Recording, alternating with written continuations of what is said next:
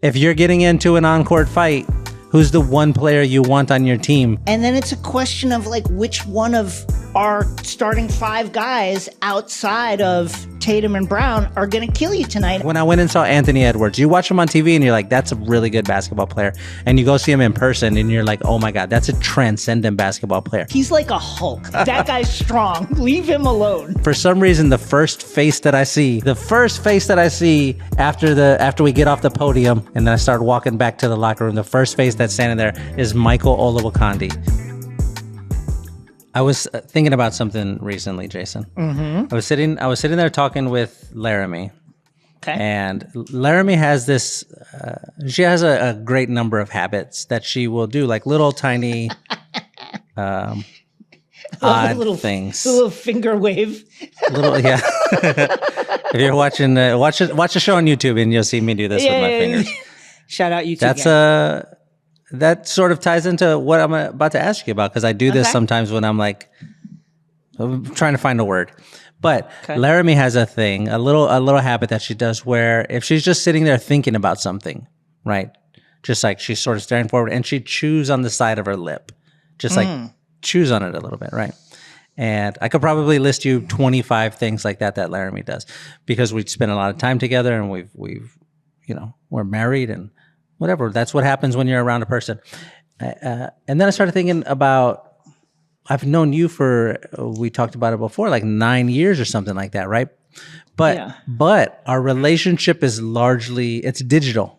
We text a lot, email, we got our Zooms or whatever, but I'm not like, I don't find myself very often sitting across from you or whatever. Maybe like 2 times a year at the most, 3 times a year if I happen to be in LA. So I was curious if you have like little odd habits, little weird things that are part of your persona, I guess. Sure, I'll give you 2. Okay, I'll take One, I read in the shower. I take my hold on. I take my Kindle into the shower and I read. You read in the shower? Yeah, I read in the shower. Well, this is so much weirder than I was anticipating. I would have never guessed this. Nobody has ever read in the shower. You read? How do you read in the shower? Well, because I try to get in 15 pages a day, or 12 to 15. That way, which is actually a very manageable bite-sized thing. And it feels like there's a lot of wasted time in the shower. So I have a Kindle, it's waterproof, and I'll go in there and I'll read in the shower while I'm showering. Wait, how is there wasted time in the shower? Because normally you get in the shower, you soap up your body, you wash your hair, you do your face, and then you get out. There's not, are you just standing in the shower for like 7 minutes, just sort of not I will moving? stand. Well, I feel like, when the water hits, that's like, and it's warm and it's the right temperature, that's sometimes the best feeling that you'll have maybe all day, maybe all week. And so I like to just enjoy it for like 1 or 2 minutes. I'm in it. Okay. And then, when you're shampooing and soaping up, it's kind of like, this sucks. This really is so weird. Yeah, you're doing it, but like there's nothing. It's so boring. I remember when I was a kid. Did you ever used to do this? Kids today, this is a thing you don't understand. I used to sit there and just fucking read the shampoo bottles. I remember that. Read all that stuff a million times. Well, now I'm still reading the shower, but I'm reading stuff that's interesting.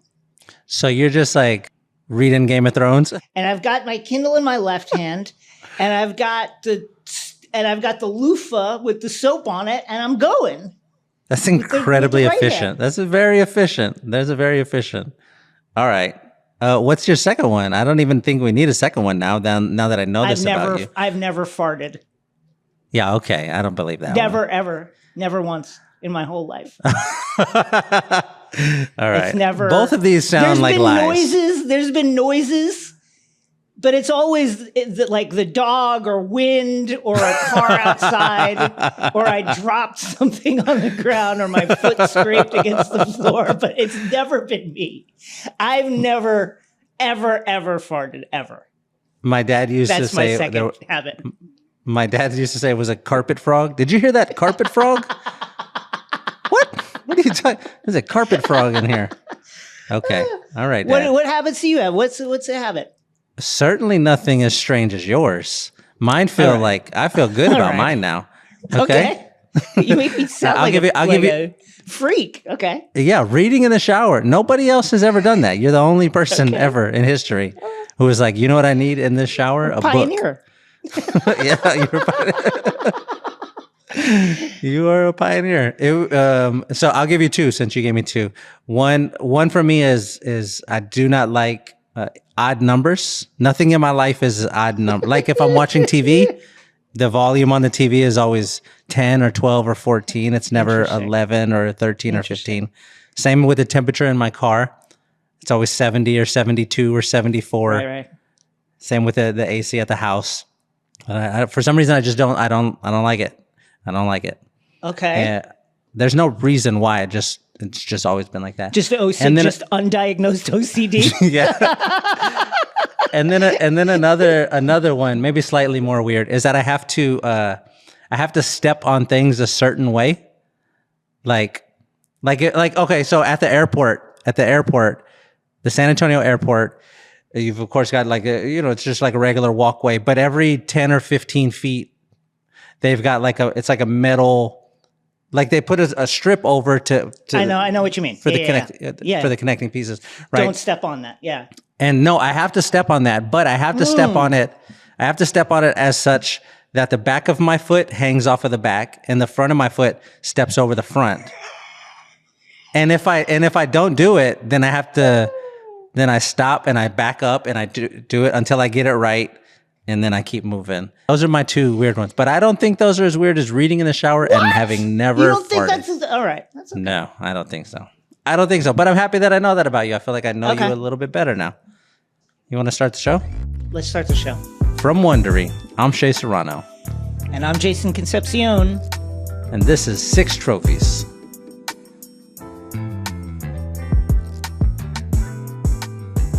Hello, I'm Jason Concepcion, and welcome to 6 Trophies, a podcast series hosted by myself and Shea Serrano, in which we comb through all the NBA news from the past week and hand out 6 pop culture themed trophies for 6 basketball related activities. In this episode, the Boston Celtics really good.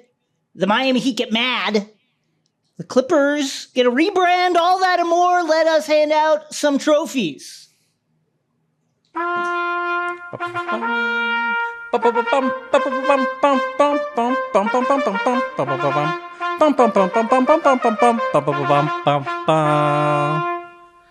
When we finally are able to peer pressure Wondery into letting us do a live show somewhere, that's right. We are going to have people play the trumpet part in real life. It's going to be awesome.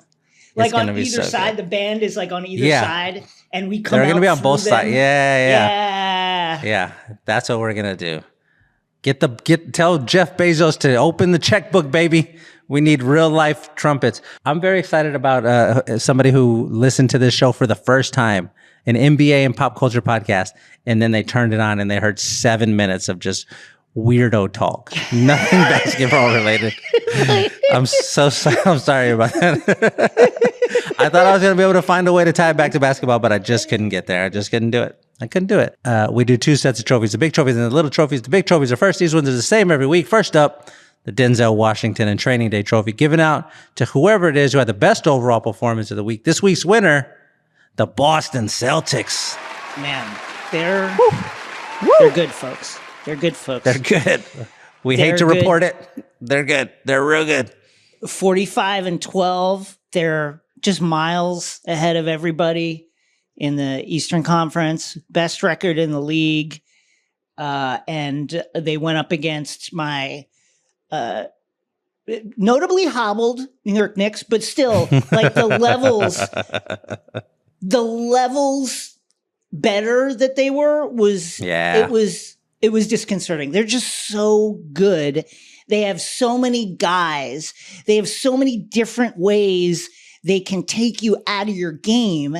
And then it's a question of like which one of our starting 5 guys outside of Tatum and Brown are going to kill you tonight, and it's going to be one of them. Mm-hmm. It's going to be Holiday, or it's going to be Porzingis, or it's going to be White, and maybe Al Horford's going to do something off the bench. Sam Hauser's going to hit a couple shots, so you're going to be like, why the fuck is this happening? And they're just really good. They're really good. They're 9-1 in their last 10 games. Jeez. Which is just, they're on an 8-game winning streak, the longest active winning streak in the league. And yeah, they can just do all of the things that they need to do. And it feels like they know they can do all the things they need to do now. If you're watching a game when they play the Knicks, for example, do you feel better if it's Jason or if it's Tatum or Brown who goes nuts and that's why you lost? Or do you feel better if like Derek White goes crazy? It feels equally bad no matter what, because it feels like you're solving. It's like you're trying to patch. You're watching a team try to patch a hole or various holes that keep sprouting like in a dam, and then you just understand that you're never going to be able to patch them all because they have the weaponry that this team has is unreal. They sell out on defense all the time. Like, it's not even like offensively, Tatum Brown. That stability of that core throughout this entire run has been so important to setting the cultures, and you just know that they have those like super weapons there.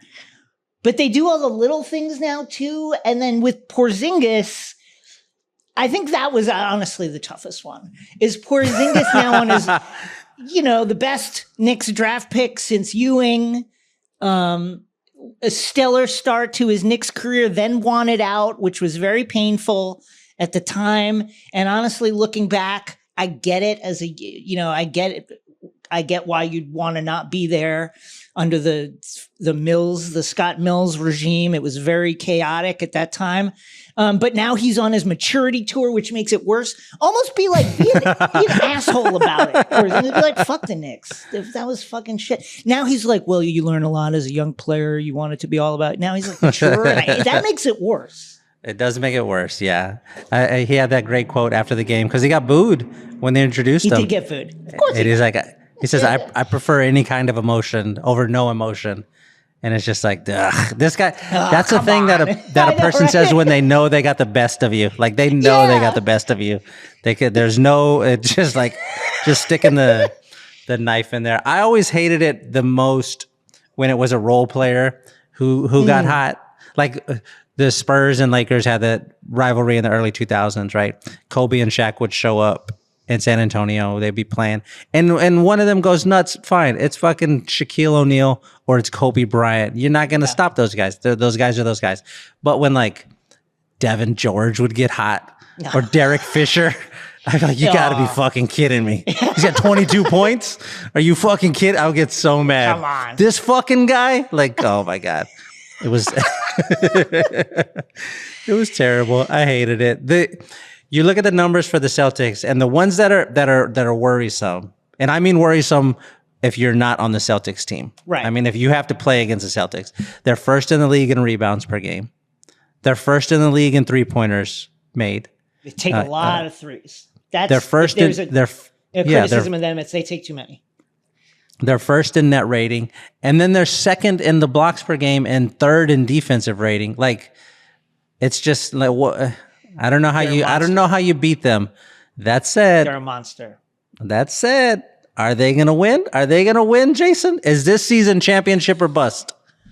I don't know about and bust, but it would be if they get to the finals and play with their food in the way that they have the last several playoffs, where the Miami series went too long.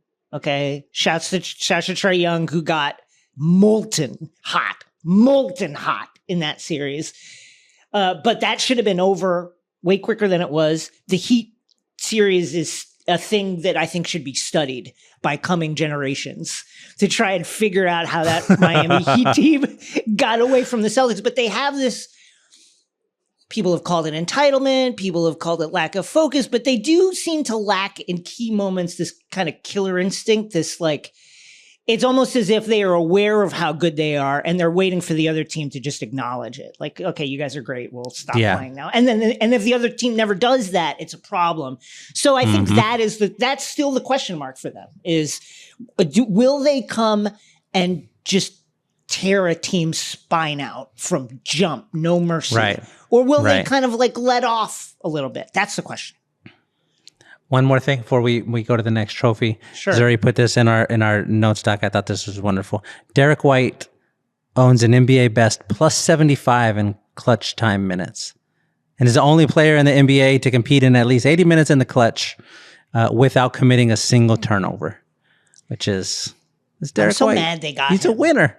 I am too. He came from San Antonio. I know. I'm so mad they got him. He's so good. Golly, he's so good. He would be perfect on the Spurs right now. That's exactly who we need. A steady veteran who's just going to make winning plays. We don't have that. Wemby is nodding his head somewhere.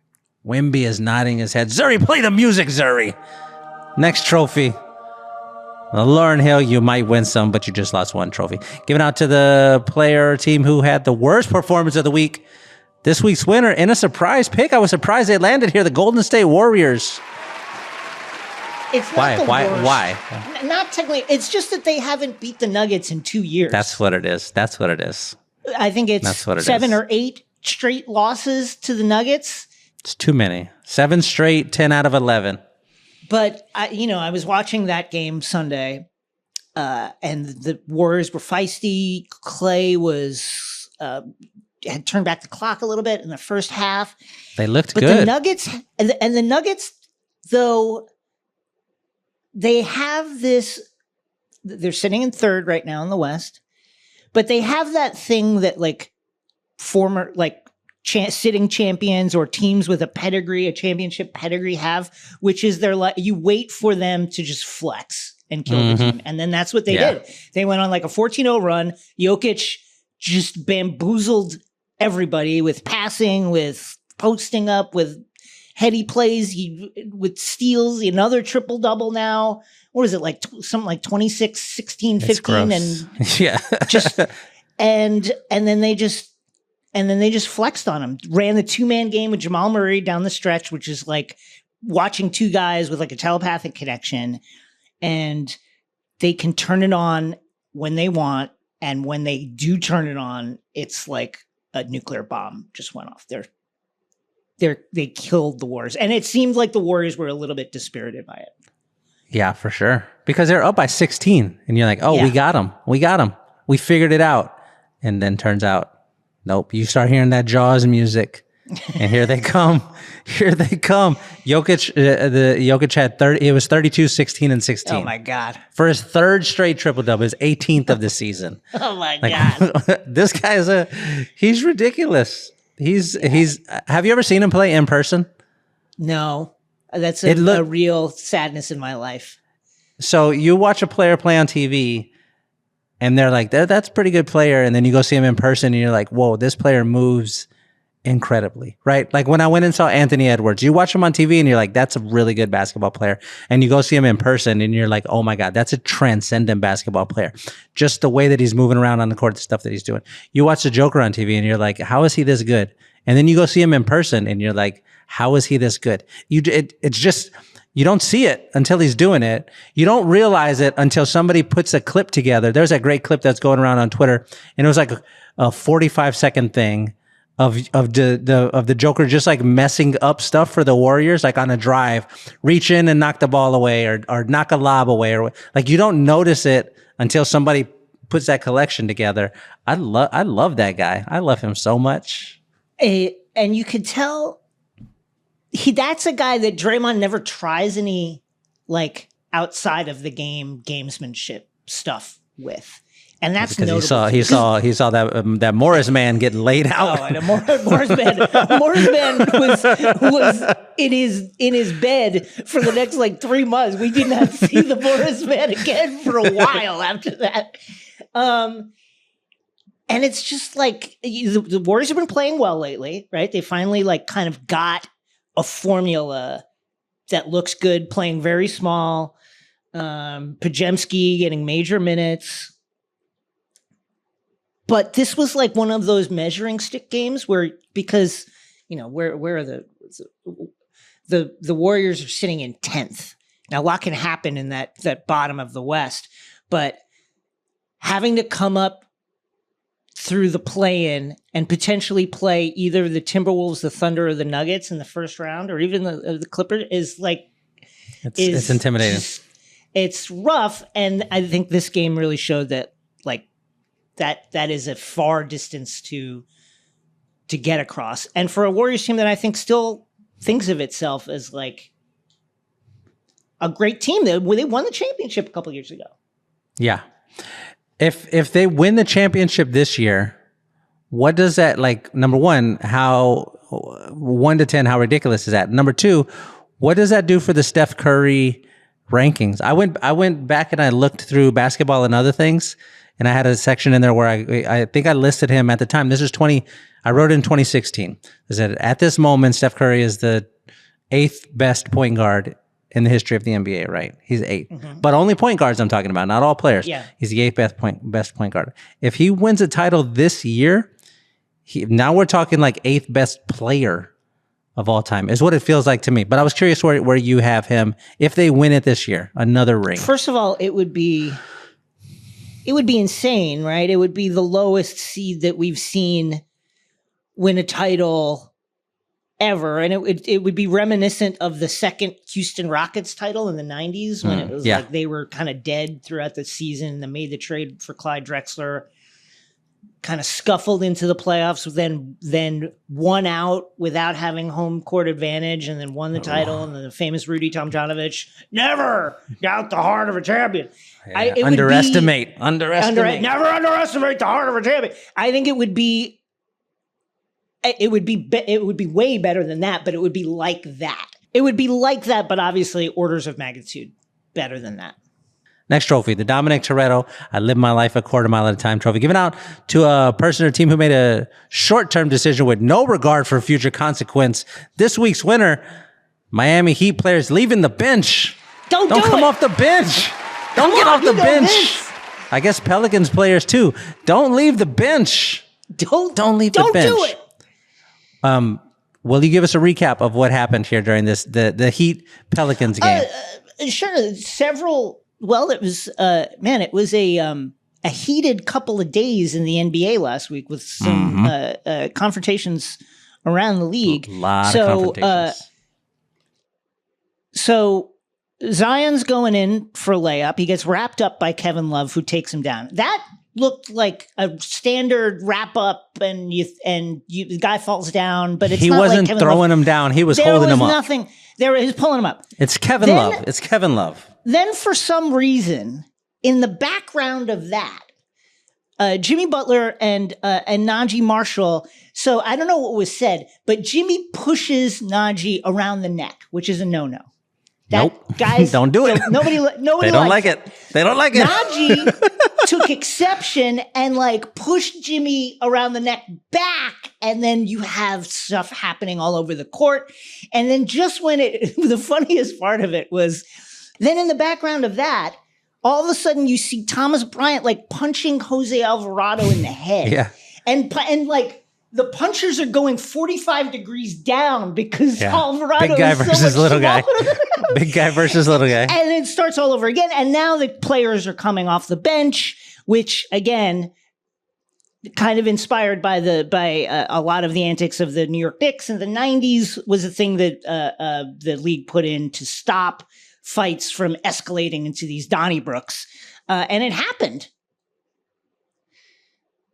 Next thing you know, we've got multiple suspensions, including Jimmy Butler for the Heat, Najee Marshall for the Pelicans, and others. If there's a fight like this, a big sprawling breakout, everybody shoving everybody, a scuffle, what type of player are you in the on-court scuffle? Like, what's your role? What do you do? I'm like the guy who is behind like the two other guys that's pretending like I'm trying to get to it. But I can never get past these two other guys who are in front of me. The assistant coach was holding me back. I was going to get in there. I couldn't get there. The strength and conditioning coach, he had a hold of me. It's a strong guy. I couldn't get away from him. I mean, that guy lifts for a job. His job is lifting and curling and squatting. The guy's a brick house. You know, my favorite reaction in any of these fights when a bunch of stuff is happening is the guy who, Kobe was famous for this, of just like putting both of his arms up and like turning his head and just like walking off. I'm not afraid of any of this and nobody's going to do anything to me and I don't even have to pay attention. I'm fine. Like he was always in it until it was time to be in it. And then he was the smart, like it wasn't me. I'm good. Like I love that guy. Ron Artest has done it a couple of times, although Ron Artest also went the other way when he went into the bleachers. But after that, he started doing it like, it wasn't me. I'm good. Well, I think that's what I would do. That's what I would do.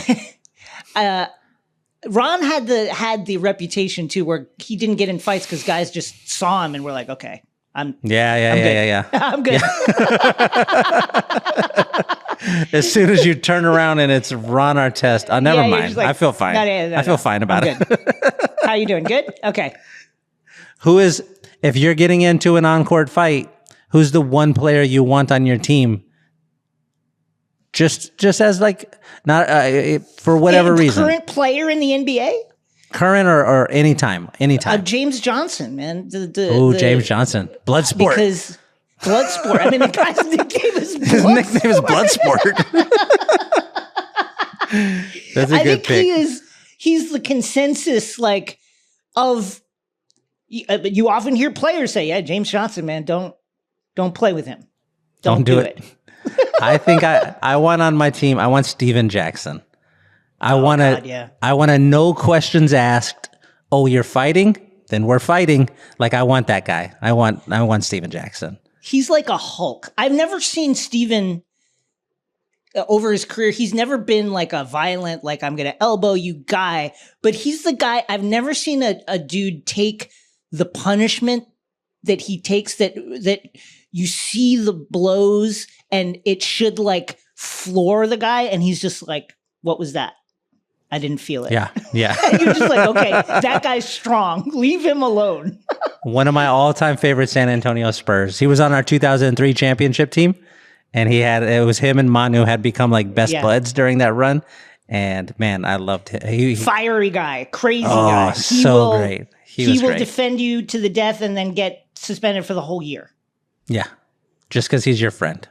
Yeah. Shout out Steven Jackson. Next trophy, the Daniel Plainview. I've abandoned my child. I've abandoned my boy trophy, which is given out to the player or team or thing we're temporarily giving up on for the week. I've abandoned my child. I've abandoned my boy. This week's winner, the Clippers, for giving up on old branding. They gave up. They were like, get it out of here. Get it out of here. What did you think when you saw the logo for the first time?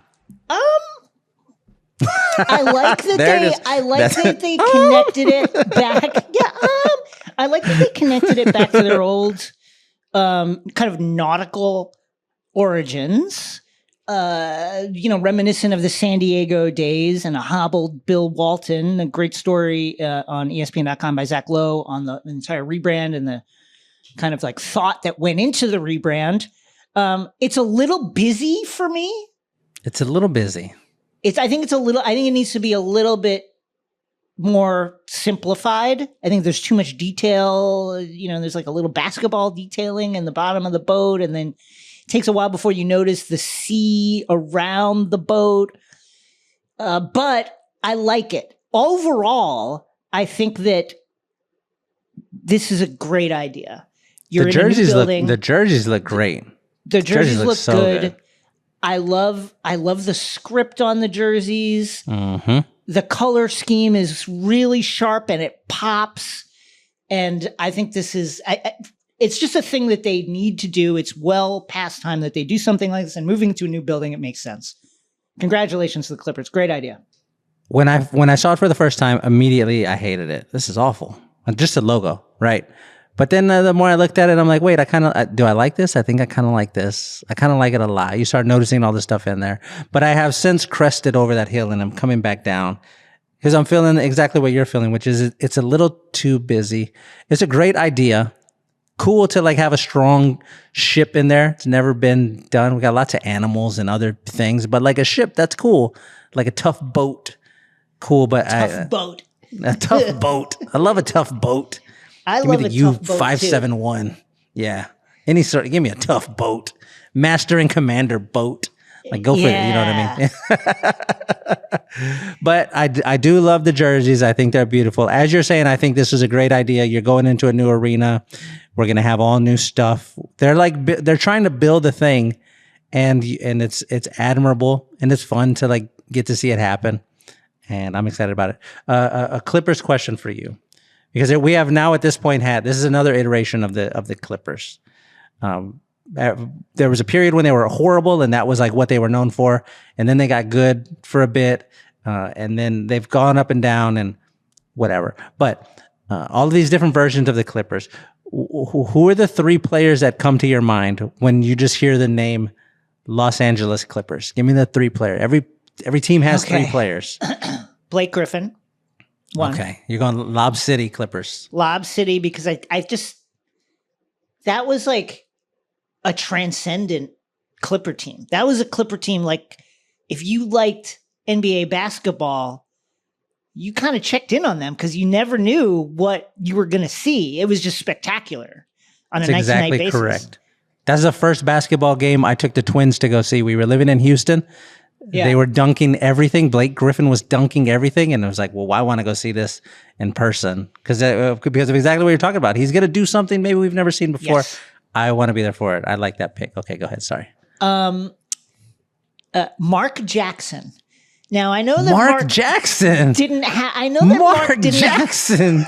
I know that Mark didn't have a long Clippers career, but I have this image burned in my brain of he goes to the Clippers. I believe Danny Manning was there too, and this was like they kind of were starting to make some waves on the national scene. And I remember there was a game and Billy Crystal was sitting courtside, and Mark Jackson had that kind of shimmy move that he did with his upper body when he'd hit a shot. He'd do like this kind of Jello Man kind of move. And I remember he did it, and then Billy Crystal stood up and did it, and they both did it at each other. And because of that, I got to find this video now. Because of that, Mark Jackson is number 2. And then, oh man, you know what? I should say CP3. I should say, but I'm not. He's a hornet in my head. He's a hornet in my head. I could say Danny Manning also, but I'm going to say Darius Miles. I love that. Because I have him on mine too. Because that was like a transcendent Clipper team in a different way, where they had that, they were young, the young Clippers with the head knock thing, which was cool. But they never got there. They never turned into a good team, but like the glimmers were there, and it was really exciting, and it was really fun to follow that team, even though they were bad. So those are my 3. I think that's a great example of a team. So that's the 01, 02 Clippers. That's a great example of a team that you don't have to win a championship to be like a beloved team. And that was one of them, because everybody loved them. Everybody was so excited about them. When I think of the first 3 players that come to mind from the Clippers, they're all from that team. It's Darius Miles, it's Quentin Richardson, and it's Elton Brand. Those are the 3. Oh, that's 3 great ones. Those are the 3. And then if we go 4, for some reason, the first face that I see after we get off the podium and then I start walking back to the locker room, the first face that's standing there is Michael Olowokandi. And it's Michael Olowokandi after he has been dunked on by Amari Stoudemire. Do you remember this play? Oh my God. Yeah, what a great Zuri, can we hear this play? Can you play it? Sorry, off the dribble. Stoudemire and 1. I mean, Candy caught some of the most brutal fades in the NBA, dunk-wise, that I can recall. But a legendary Clipper. Next trophy. The Chief Keef, that's that shit I don't like trophy, which is given out to a player team who does something. We don't like it. We just don't like it. This week's winner. Ugh, I hate when it's these ones. Trey Young is out for 4 weeks. Boo. He said finger surgery. Boo. I hate it. I hate it. I don't like it. Let me ask you this. Is this it for Trey on the Hawks? Man. They're sitting in 10th right now. Man. Is this it? Man. We joked. I joked several weeks ago, maybe 2 months ago, about could he get on the Spurs and just totally play around?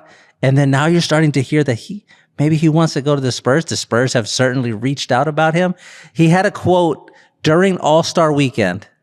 This is a quote when they asked him about his future with the Hawks. And he said, it's this type of league where things change and things happen. But obviously my mindset is staying in Atlanta right now. I don't get caught up in the rumors and all that stuff. My contract is locked in for a couple of years and I don't have very much to say about it right now. And I heard that in my head, I heard him say, I want to be in San Antonio. Figure it out. That's what I heard. That's what I heard. I don't know if it like, I love Trey Young in a Hawks jersey, but I might love him more in a Spurs jersey. I guess I just don't understand like why the Hawks. Listen, I understand. That's why the Hawks. I understand Trey Young's the kind of downsides of him, smaller guard. Even if he wanted to be like a lockdown defender. Just at his size, I don't think he's never going to be that. It's never going to be. He's been more active, seemingly more engaged a little bit this year. But like on the offensive side, I mean, he's like a one-man machine that can kill you by himself when he gets going. I mean, look at that again. Look at that Celtics series. I guess I just don't understand. I know that they made bringing in Murray and moving out Collins and trying to like tool around Trey, but wouldn't you just try and continue to tool around Trey? I don't quite understand why you would move on from Trey, but like I'd be happy if your Spurs got him for your sake. They absolutely should not try to trade Trey Young. Like if he leaves, it has to be him who's like, I want out of here. Like that's got to happen. You can't let Trey Young just leave. Like you don't send him away. Regarding smaller guards, yeah, he's 6'1", but Isaiah Thomas was 6'1". Do you think he's Isaiah Thomas was 6'1"? I don't know. Probably not. But Isaiah Thomas probably wasn't a legit 6'1" either. But he's the second or third greatest point guard probably in the history of the NBA. Trey can be great. We've seen Trey be great. I think a thing that happened that ended up in retrospect being bad was that deep run they made in the playoffs. Because if you make a deep run like that, you start thinking, oh, we might, if a couple things break our way, we're in the finals. Rather than, oh, we need a couple more pieces and we got hot and that, your ego, your pride starts getting the best of you. But if he ends up in San Antonio, it would be, my God, I'm doing the fingers. I mean, that's the kind, because obviously with a smaller guard, you see this with score first, smaller stature guards all the time. Like you have to, it's just a little harder to tool around them. Man, Wemby covers up a lot of. He covers it all up. He covers it all up. He covers it up. Come on over here. You've got Greg Popovich and Wemby. Oh my God. And Trey Young.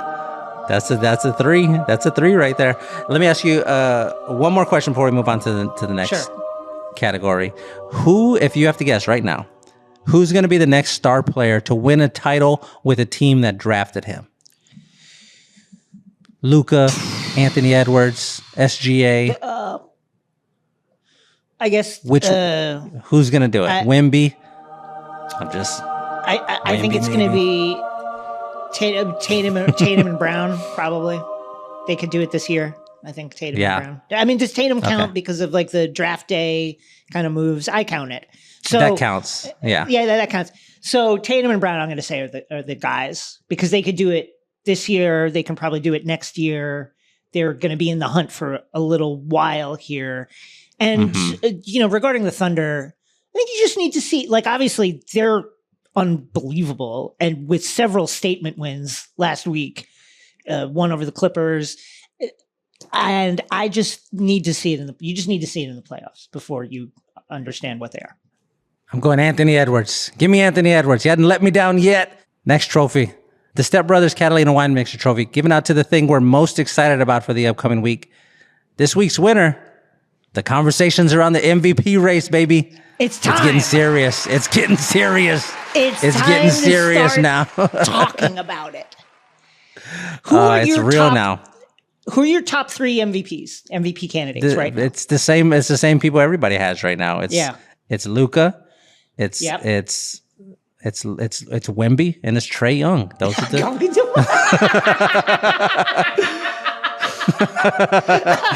No, it's Luka. It's the Joker, and then probably Giannis. That's got to be the no. Yeah, because Embiid is not gonna. He's not in there anymore. Yeah. It would have been Embiid. He would have been in there. He's not gonna be in there anymore. Tatum trying to sneak in there. Who do you have? I got Jokic in no particular order because I think a lot can change over this final stretch. I got Jokic, SGA, and Luka, and all those 3 guys are just killing. I should have said SGA's name. You're right. It's okay. I probably have Jokic, Luka, and then SGA in a very, very soft order. But those guys are just head and shoulders above everybody else. You're right that there is a push now. They were talking about it on the NBA Today on ESPN. You hear others talking about it. Jason Tatum has talked about it a little bit, that he should be considered the best team in the NBA by record, and that Tatum, under the formulation best player on the best team, then Jason Tatum should also be considered for MVP. Your thoughts? I don't have him. He's 2 steps behind the other 3 or 4 names we've mentioned. Probably let's get Giannis out of there. Let's put SGA in that place. Okay. So we're talking about the same ones. Luka, Joker, SGA. Those guys feel like they're doing just a little bit more with a little bit less than Tatum. And because of that he feels more valuable. Like if the Joker misses games, that's a whole different team. It feels like you can win more games without Tatum than you can without the Joker. Yeah.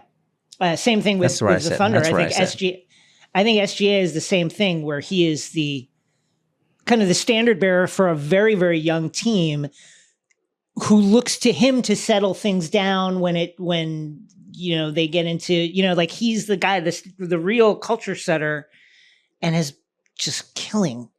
Just shouts to Vincent Bryan, who wrote on Primo with us, who last year was saying that SGA is going to be an MVP and now is a legit candidate. And then Luka, every single night, much like Jokic, it feels like every single night you're like, this is the first time what Luka Doncic has done tonight has never happened in the NBA, or it's the first time since Wilt in 1968. Like you're always hearing stuff like that with him, and those guys are just head and shoulders. I think you're right. It's like the Celtics have the best 5 guys, best starting 5 in the NBA.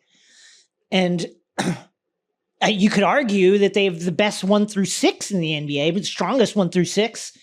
And I think this is not to say that Jason Tatum is not the caliber of an MVP type candidate. It's just, he's not actually doing that. Like he's not numbers wise, advanced stats wise, he's not doing that, and some of it is, you're right, he doesn't need to do it. But I can't wait to start talking about it, because this is when the debate gets. I love the MVP. It's gonna be Luka. It's gonna be Luka. Luka's gonna get it. I think so. That's my pick. I'm gonna call it right now. Luka's gonna win MVP this year. Congratulations, Luka, on your league MVP and second round playoff exit. Congratulations, sir. Way to go, Mavs. Way to go, Mavs. I hate that the Mavs are good. I hate that they're good. I hate it. I hate it so much. Do you believe in it? I do. I kind of do. Okay. But I believe in it up to them losing in the second round of the playoffs. I think that's what's going to happen. Now, they're currently sitting at 8th at 33-24, but the bottom of the West is like, you win 2 games, you jump up to 4th. Yeah.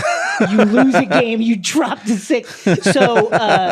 So they're currently sitting at 8th, but have been on a heater post trade deadline. So, man, Luka's unreal. He's unreal. Let's do the little trophies. You want to do the little trophies? Yes, do them.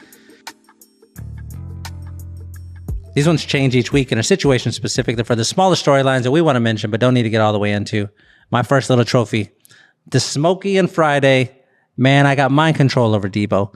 He'd be like, shut the fuck up. I'd be quiet. But when he leaves, I'd be talking again. Trophy.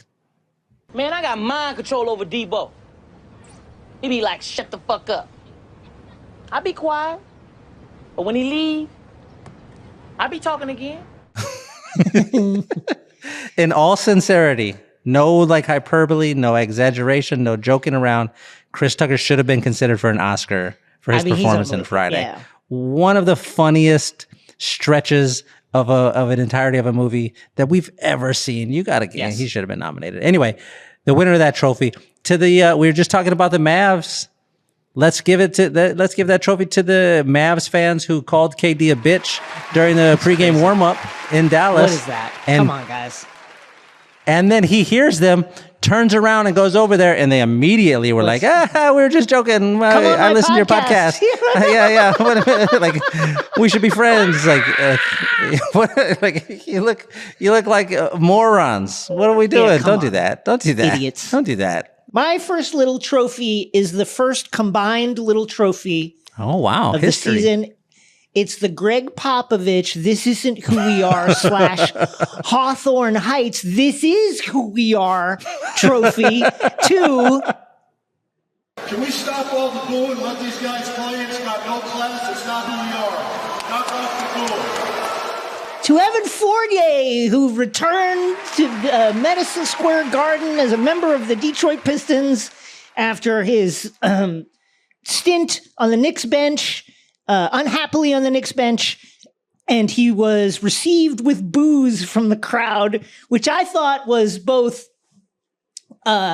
uncalled for and really, really funny. Because Evan didn't do anything wrong. He just wanted to play. By all accounts, he kept himself in shape, was ready to play at a moment's notice when he was called on. Was not getting any playing time unless like everybody on the roster like got hurt and got sick, and then he might get some playing time, but did not play at all, was firmly entrenched in Tom Thibodeau's doghouse for, again, no fault of his own. And he deserved a nicer reception at MSG that he got, but the crowd audibly booed him. You could hear it on the game feed, and it was just funny. I can't believe they booed him. Even Quentin Grimes, former Knick, who now in Detroit, was like, I'm shocked that they booed him. I'm not shocked. It's funny. It's uncalled for, but it is really funny. Uncalled for, but funny. What a great combination. My next little trophy, the Abed and community. Guys, I've been thinking about that night over and over. One thing has become clear. This is the darkest, most terrible timeline trophy. Guys, I've been thinking about that night over and over. One thing has become clear. This is the darkest, most terrible timeline.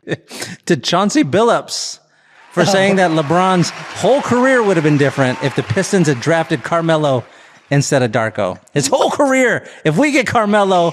He said, when does LeBron take over if we get Carmelo? I'll tell you when he takes over. Like, right immediately. Yeah, like right at that time. At that exact moment. At that moment. But I love Chauncey Billups for saying this and believing this. Just incredible. They, of course, drafted Darko instead of Carmelo. Carmelo goes third. Dwayne Wade goes fifth. Dwayne Wade, I would have gone Dwayne Wade over Carmelo if we get to go back and redo that draft. My next little trophy is the Fargo Are We Square trophy to... Are we square? To the NBA referees who 2 weeks ago committed a felony larceny against the Knicks, but who, in their wisdom, gave one back last night at the end of Detroit versus New York, when Dante DiVincenzo came in with a flying low tackle on Asar Thompson on the baseline. No call. Josh Hart gets the layup. Knicks win. Play Bonnie's rant after the game because it's beautiful. The absolute worst call of the season. No call. And enough's enough. We've done it the right way. We've called the league. We've sent in clips. We're sick of hearing the same stuff over and over again. We had a chance to win the game, and the guy dove into Asar's legs, and there was a no call. That's an abomination. You cannot miss that in an NBA game, period. And I'm tired of talking about it. I'm tired of our guys asking me, what more can we do, coach? That situation is exhibit A to what we've been dealing with all season long, and enough's enough. that man was upset. That man was upset. A big time game. Knicks Pistons. It was, you guys are sitting on 8 wins. It's February. I like the way he kind of softly suggested, like, we've been dealing with this all year, like we would have 11, 12 wins if, like, the refs would stop stealing from us. Anyway, thank you, Monty refs. has a great dad voice. There's power in it. Like, it's just it really great. is.